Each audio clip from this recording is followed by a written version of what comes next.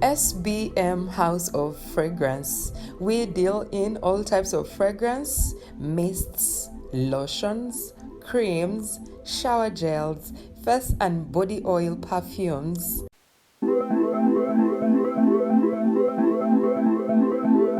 Contact us on 07043 00645 or 078 599 1435. We deliver to your place of convenience.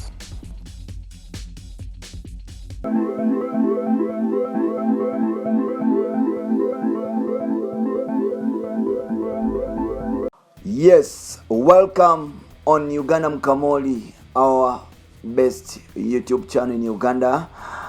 Kansubire muli bulungi ddala, mwebale kuba nti mutwagala, mwebale kuba nti mutambula naffe mpola mpola. Ekiri mu ggwanga ssaawa zino wetwogerera, Dr. Jose Chameleone yasobodde okuba nti ayingirawo olunaku lwaleero okuva mu America, South Africa.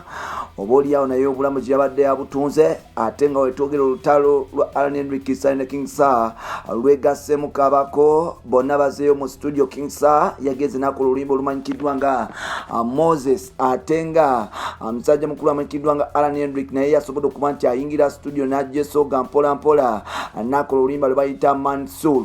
Kabako yavuddeyo n'alabula Henry nti luno olutalo lulimu lw'abantu bakulu, n'agamba nti oba byeyogera bituufu lwaki taata tanaba kuba nti akwata luyimba lwo n'aluteekayo mpola mpola ku ze bayita social media platforms oba mamizuwena okusobola okuba nti akukwatako naye n'ateekamu bw'abanga kyakola kituufu.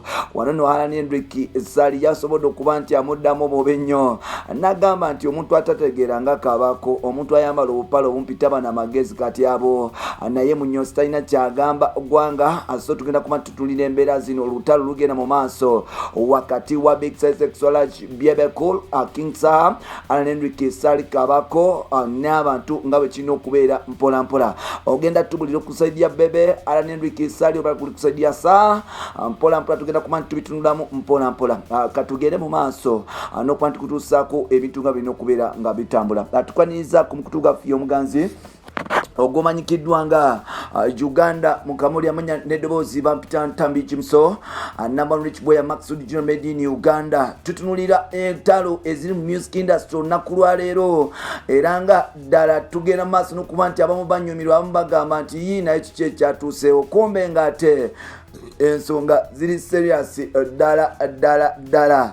Wetwogerera ekiri mu kibuga Kampala, Zakayo versus Matayo, Henry Sali yavuddeyo mpola mpola mu busungu obw'ekitalo. Jjukira oli King Saha yavuddeyo n'agamba nti Alani talina makulu nnyo, era nga okumanya nga talina makulu yasaze okuba nti amulekera kabako mpola mpola, kubanga kabaka ayinza okuba nti amusobola. Waneno olutalo kabako yalunyigiddemu, n'agamba notunulira kikodomi kyange ekyo kimanyi kyani, bwekitunulira oluyimba lwekyatadde obanga lulina amagezi, lwaki taata wakyo simanya mbu teyasobodde kuba nti akwata n'aluteeka eri ku gundi ku social media platforms. Era n'avayo n'agamba nti ebyo ebintu yabirabadda nti Bebe Cool bukyanga abeerawo omuntu wa ntalo, asobodde okuba nti akubwa amasasi lwa ntalo, aze alumba abantu ab'enjawulo. So oba oliawo kino ekintu kyagenda mu maaso n'okuba nti ayingiza mutabanyi, n'agamba nti bwatunulira famire eyo ya ntalo mpola mpola, era nga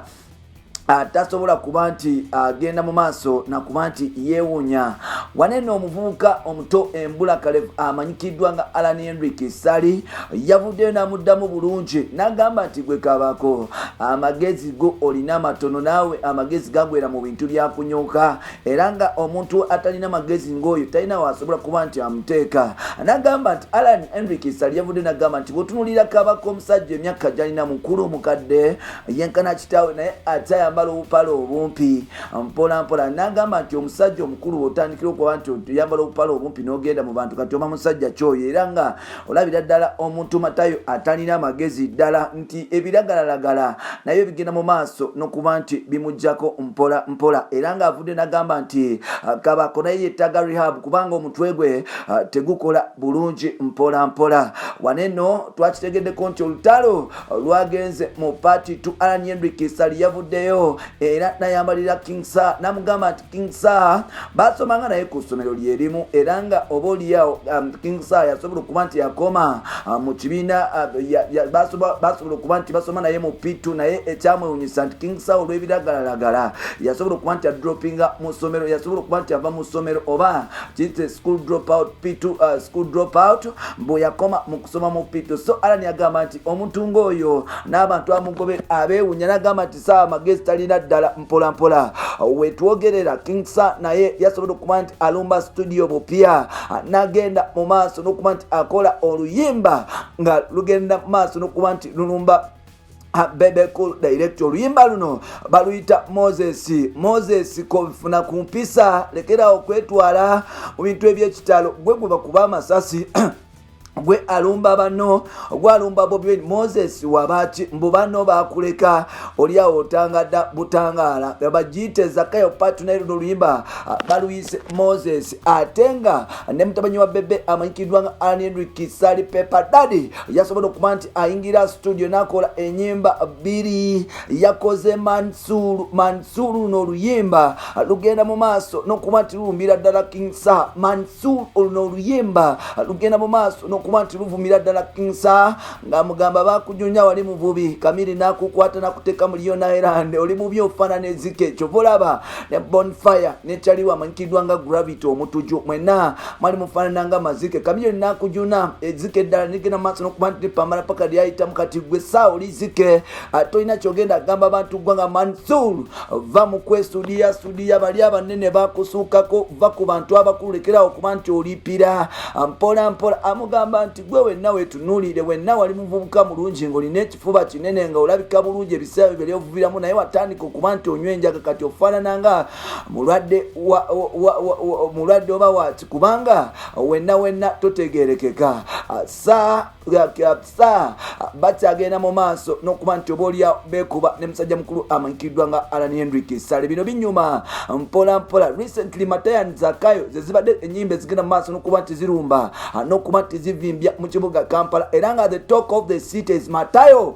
oluyimba lwa Bebe Cool oluyimba lwa mutabanyi lwa Bebe Cool oba Alan Henry Sale lweyatadde wotunulira olutalo luno telusose lwaleero kubanga King Saha yavaayoko n'avuma Alan Henry Sale namugamba nti Bebe Cool alina omutima omubi nti ekyana yakirekawo ekyana kyonna kisitwagolinga n'okuyimba n'agamba nti kijje nkiwandikire ku luyimba kubanga kibeera ku buwalagi eva wanenno Alan yagenda mu maaso n'okuba nti asirikira paka we yatuuka n'alinda akaseera akatuufu Alan bazze bamuvuma Saha nga tabaddiza kusalawo okuba nti asibalo n'agamba kama nimbaya akamanyiro nkakoye kati kambadize oyagala kunyoka ebibyo bya kunyoka sebo mubuuza w'obupale lwaki olipira abanene kwegamba like tune mpola zigenda maaso n'okuba nti zefaanagana awo tujja laba gye kinaggwera naye ng'ekisinga obukulu olunaku lwaleero ye musajja mukulu amanyikidwa nga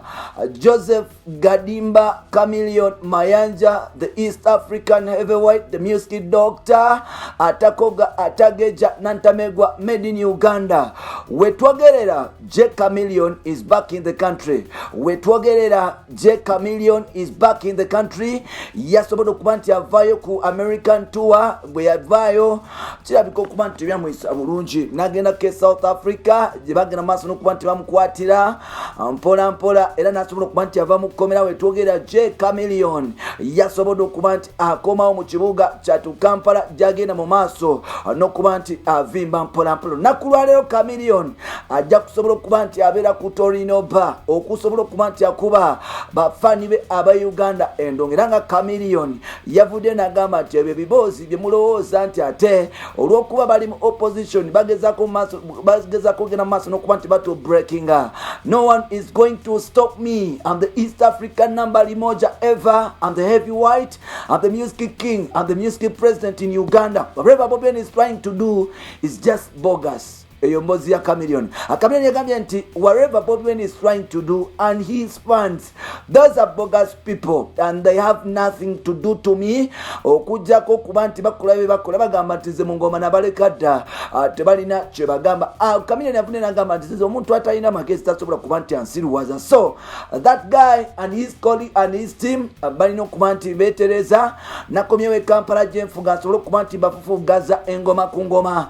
Chameleone yali alangiridde show paka ssaawa tunabategeera oba jeeri oba tetegenda kubeerayo August mpola gye tugenda okubeera tulinda whether Chameleone will stand or agenda kuba nti atyamu mpola. Yebyo Kampala agenda kuba nti anyuma endongo efuuse endongo akalulu kagenda maaso n'okuba nti katojjera ennaku zombi za 28 omeja agenda maaso n'okuba nti eronda. Ekibuzo kiri nti tinsaana ayita ku Cindy oba nedda bye tutunulidde mu maaso awo tugenda maaso n'okuba tujjagenda maaso n'okuba tukuleeta. So ngenda kusaba okola ekintu kimu okusobola otambula naffe, okusobola okuba nti oguma naffe, okusobola okubeerawo naffe, okusobola okumanya biki ebitambula mu entertainment industry ya Uganda. Bapitantambi Jimso number rich boy Max made in Uganda. Mwebale kuba nti mumpuliriza kankomye notera. SBM House of Fragrance. We deal in all types of fragrance, mists, lotions, creams, shower gels, face and body oil perfumes.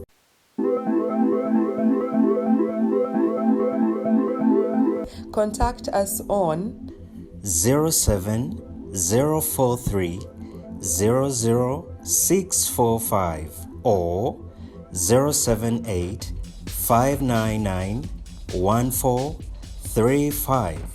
We deliver to your place of convenience.